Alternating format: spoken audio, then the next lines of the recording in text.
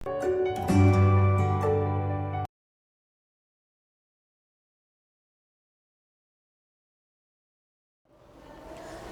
बच्चों, स्वागत है आपका हिंदी की ऑनलाइन क्लास में। आज हम करने जा रहे हैं कक्षा 6 के लिए पाठ 17, जिसका नाम है सांस सांस में बांस। ठीक है, सांस सांस में बांस का मतलब है, देखो बांस जो होती है बांस की लकड़ी, तो इस पूरे पाठ में जो है बांस की जो लकड़ियां होती हैं उनसे क्या क्या चीज़ें बनाई जाती हैं, कहाँ पर ये होता है ज़्यादा, इस चीज़ के बारे में बताया हुआ है कि वहाँ पर जो है लोगों का जो उद्योग धंधे होते हैं, ज़्यादातर व्यवसाय जो होते हैं वो बांस से रिलेटेड होते हैं, इसीलिए कहा गया है सांस सांस में बांस। देखिए, बांस का जड़मुट मुझे अमीर बना देता, इससे मैं अपना घर बना सकता हूँ, बर्तन बना सकता हूँ, औजार बना सकता हूँ, बांस का कोयला भी जलता है। ठीक है, तो ये सारी चीज़ें बताई हुई है कि बांस से जो है कितने हम काम कर सकते हैं।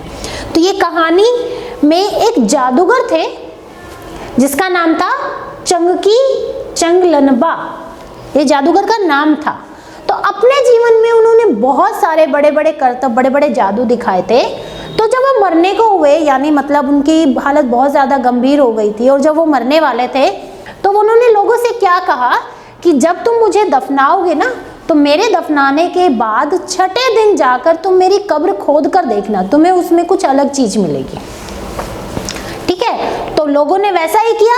वो मौत के 6ठे दिन उनकी कब्र खोदी गई, तो उसमें से निकली बांस की टोकरियों के बहुत सारे डिज़ाइन, जिससे लोगों ने उनको देखा और पहले तो उन्हीं डिज़ाइनों की लोगों ने नकल की और फिर अपने आप से भी लोग अलग अलग तरह के डिज़ाइन बनाने लगे।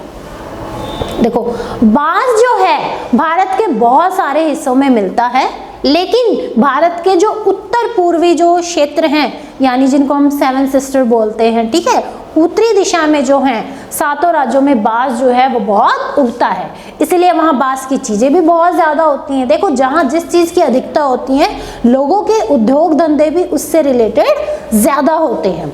सभी समुदायों के भरण पोषण, यानी सभी का पालन पोषण करने में वहाँ के लोगों का बांस का बहुत अधिक स्थान है। अन्य की तरह नागालैंड में रहने वाला भी बांस की चीज़ें बनाने में उस्ताद होता है। क्या कहा जाता है कि इंसान ने जब हाथ से कलात्मक चीज़ें बनानी शुरू की, मतलब जब से लोगों ने आर्ट कला जो होती है लोगों की वो शुरू की, तब से ही बांस का उपयोग किया जा रहा है। और बांस की बुनाई का रिश्ता उस दौर से है जब लोग जंगलों में घूम घूम कर भोजन इकट्ठे किया करते थे।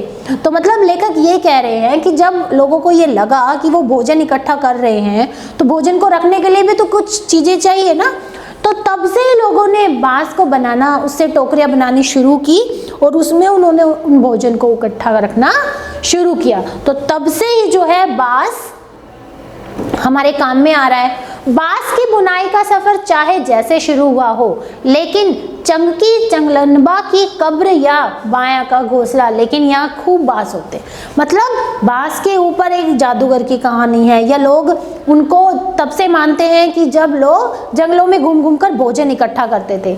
चाहे कितने भी हों, लेकिन बांस जो है बहुतायत, मतलब बहुत अधिक मात्रा में मिलता है और उससे बहुत सारी चीज़ें बनाई जाती हैं, जैसे टोकरियाँ हो गई, फर्नीचर हो गए। ठीक है, और बांस आपने देखा भी होगा, जब हमारे घर बनाते हैं जो मिस्त्री होते हैं वो भी हमारे घर की जो बाहर की लिपाई पुताई करते हैं, तो क्या करते हैं, देखो बांस के बहुत लंबे लंबे जो होते हैं ना वो डंडियाँ, बहुत लंबी, वो उनको लगाते हैं और फिर उनके ऊपर भी फट्टे रख रख के उन पर चढ़कर वो काम करते हैं। तो वो भी बांस की बनी हुई होती हैं। बहुत सारी चीज़ें बनाई जाती हैं। असम में ही ऐसे जाल जकाई ने मछली पकड़ते, मतलब असम में जो मछली पकड़ने का काम लोग करते हैं, वो भी जो जाल होता है जकाई जिसको बोलते हैं, जाल का नाम है जकाई, वो भी बांस से बनाया जाता है। इसे पानी की सतह पर रखते हैं और फिर धीरे धीरे चलते चलते इसे खींचते हैं। बांस की खपच्चियों को इस तरह बांधा जाता है। देखिए, खपच्चियाँ क्या होती है, बांस जो है देखो वैसे तो पूरा गोल तना होता है पेड़ का, ठीक है, खपच्चियाँ क्या होती है, जब हम उस बांस के गोल जो वो डंडी होती है हम उसको काट देते हैं, हम पतली पतली उसकी जो है पतली पतली चीज़ें लकड़ियाँ जो है चीर देते हैं, पतली पतली कर देते हैं, तो उनको यहाँ खपच्चियाँ कहा गया है। ठीक है, खपच्चियों से तरह तरह की टोपियाँ भी बनाई जाती हैं। अब आपने देखा होगा कि जो खपच्चियाँ होती हैं अब पतली पतली है, अब अगर पतली होती है कोई चीज़ तो हम उसको आसानी से मोड़ सकते हैं, हम उसको कोई भी बनावट कोई भी आकार दे सकते हैं। ठीक है, इसलिए जो है बांस की पहले खपच्चियाँ तैयार की जाती हैं, उसके बाद ही उनसे अलग अलग प्रकार की चीज़ें बनाई जाती हैं।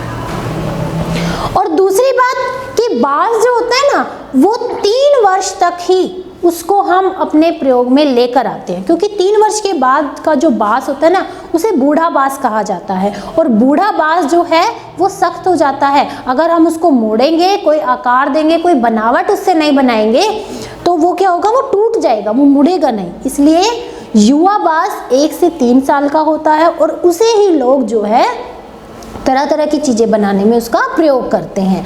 अगर बांस बूढ़ा हो गया तो वो सिर्फ जलने के काम आता है, या फिर जिनको बड़ी बड़ी डंडी चाहिए, मैंने बताया ना अभी घर बनाते हैं तब बड़ी बड़ी हमें मजबूत डंडियाँ चाहिए, तो उनमें प्रयोग किया जाता है। ठीक है, टोकरियाँ फर्नीचर बनाने के लिए हमेशा युवा बांस यानी 3 वर्ष तक के बांस का ही प्रयोग करते हैं।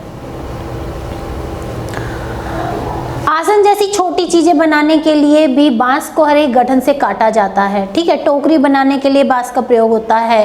आमतौर पर खपच्चियों की जो चौड़ाई होती है वो 1 इंच से ज्यादा नहीं होती। अब देखो 1 इंच कितना होता है, सिर्फ इतना होता है, तो पतली पतली खपच्चियाँ इतनी ही पतली काटते हैं उनको और फिर उनसे जो है तरह तरह की चीजें बनाते हैं। क्यों? क्योंकि वो पतली खपच्चियाँ जो हैं वो लचीली हो जाती हैं, और जब भी हम फर्नीचर या कुछ और चीजें इनसे बनाते हैं तो हमें उन खपच्चियों की लंबाई चौड़ाई बिल्कुल एक समान रखनी होती है। टोकरी बनाने से पहले खपच्चियों को चिकना करना बहुत जरूरी होता है। ठीक है, खपच्ची बाएं हाथ में होती है और दाव दाएं हाथ में। दाव क्या मतलब, उनसे बनाने वाले जो औजार होते हैं, बांस की खपच्चियों से जब हम तरह तरह की चीजें बनाते हैं तो औजार जो होते हैं उसका नाम है ये दाव। ठीक है, तो खपच्ची को हम बाएं हाथ में रखते हैं यानी उल्टे हाथ में, और दाव सीधे हाथ में रखते हैं।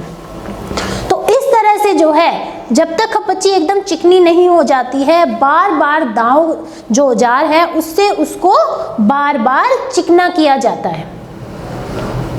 बांस की बुनाई वैसे ही होती है जैसे कोई और बुनाई। और बुनाई का मतलब देखो, क्रोशे से भी हम बुनाई करते हैं, सिलाइयों से भी हम बुनाई करते हैं, तो वैसे ही बांस की भी देखो, बांस की जो खपच्चियाँ होती है ना पतली पतली, उनका एक जाल सा बुन देते हैं। ठीक है, और वही जाल है बाद में उसको मोड़कर हम टोकरी का आकार दे सकते हैं, तरह तरह के भिन्न भिन्न आकार दे सकते हैं।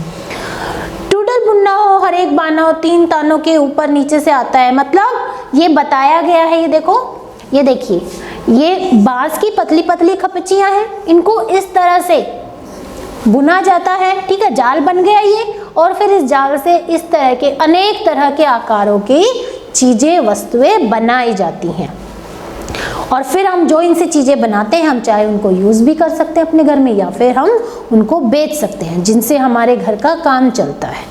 ठीक है, तो इस पूरे पाठ में जो है भारत के उत्तर पूर्वी राज्यों में जो अधिक मात्रा में बांस होता है उसके बारे में बताया गया है। देखो, बांस यहाँ कम होता है, हमारे हरियाणा पंजाब इनमें कम होता है, वहाँ पर ज़्यादा होता है, तो वहीं से ये चीज़ें ज़्यादा बनकर आती हैं। चलिए अब देखिए इसके प्रश्न उत्तर। बांस को बूढ़ा कब कहा जा सकता है और बूढ़े बांस में कौन सी विशेषता होती है जो युवा बांस में नहीं होती है? देखो, 3 वर्ष से अधिक उम्र वाले बांस को बूढ़ा कहा जाता है।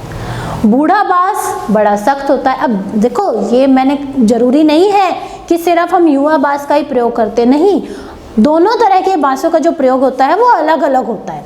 युवा बांस का प्रयोग चीजों को बनाने में किया जाता है क्योंकि उनको आसानी से मोड़ा जा सकता है, वो लचीले होते हैं। और बूढ़ा बांस सख्त होता है, तो जब हमें सख्त बांस की ज़रूरत होती है, जैसे खाट बनती है, चारपाइयाँ बनती हैं, या फिर हम घर बनाते हैं तो हमें बड़े मजबूत लकड़ी की ज़रूरत होती है, तो वहाँ पर बूढ़ा बांस ही काम आता है। बूढ़ा बांस सख्त होता है तो जल्दी टूट जाता है, हम उसको मोड़ेंगे तो वो टूट जाएगा। उसके विपरीत युवा बांस मुलायम होता है, उसे किसी भी आकार में डाला जा सकता है। दूसरा है, बांस से बनाई जाने वाली चीजों में सबसे आश्चर्यजनक चीज तुम्हें कौन सी लगी? देखो, बांस से बनाई जाने वाली चीजों में सबसे आश्चर्यजनक चीज मुझे मछली पकड़ने वाला जाल यानी जकाई लगी। मैंने कहा था जाल का नाम है ये जकाई। असम में जकाई नामक विशेष जाल से मछली पकड़ी जाती है और इसे बांस से बनाया जाता है। इसकी शंकु जैसी विशेष बनावट के कारण ये आश्चर्यजनक लगता है। इसकी बनावट ऐसी होती है। और अब है इसका आखिरी प्रश्न, बांस की बुनाई मानव के इतिहास में कब आरंभ हुई होगी? यानी हमें पक्का नहीं पता है कब हुई होगी, हम सिर्फ जो किताबों में लिखी हुई बातें हम उनको पढ़कर सिर्फ अनुमान लगा रहे हैं।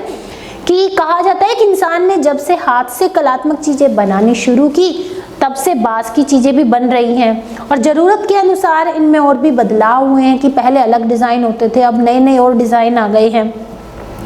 बांस की बुनाई का रिश्ता उस दौर से भी है जब इंसान भोजन इकट्ठा घूम घूम कर भोजन इकट्ठा किया करता था। शायद भोजन इकट्ठा करने के लिए उसे ऐसी डलिया नुमा चीज यानी जिसमें हम गहराई में चीजों को रख सकें, ऐसी चीजें की उनको जरूरत हुई होगी जिससे उनको लगा होगा कि उन्हें बांस से चीजें बनानी चाहिए। क्या पता बया जैसी किसी चिड़िया के घोंसले से टोकरी के आकार और बनावट की तरकीब हाथ लगी होगी। यानी टोकरी जो है वो इस आकार की है, तो क्या पता लोगों को ये डिजाइन कहाँ से मिले होंगे। पक्षियों के जो घोंसले अलग अलग तरह के अलग अलग आकार के होते हैं, उनसे लोगों को ये डिजाइन बनाने की मतलब लोगों ने जो उन पक्षियों से सीखा होगा कि हाँ इस तरह के आकार की भी हम टोकरियां बना सकते हैं। तो बहुत सी चीजें हैं जो बांस से बनाई जाती हैं और बांस के बारे में बहुत सी कहानियां भी हैं कि बांस कब शुरू हुआ होगा या कब से उसका अस्तित्व है यहाँ पर। तो इस पाठ में जो है बांस के बारे में सारी बातें बहुत विस्तृत रूप में दिखाई गई हैं। उम्मीद करती हूँ कि इस वीडियो के द्वारा आपको ये पाठ और इसके प्रश्नोत्तर अच्छे से समझ में आ गए होंगे। धन्यवाद।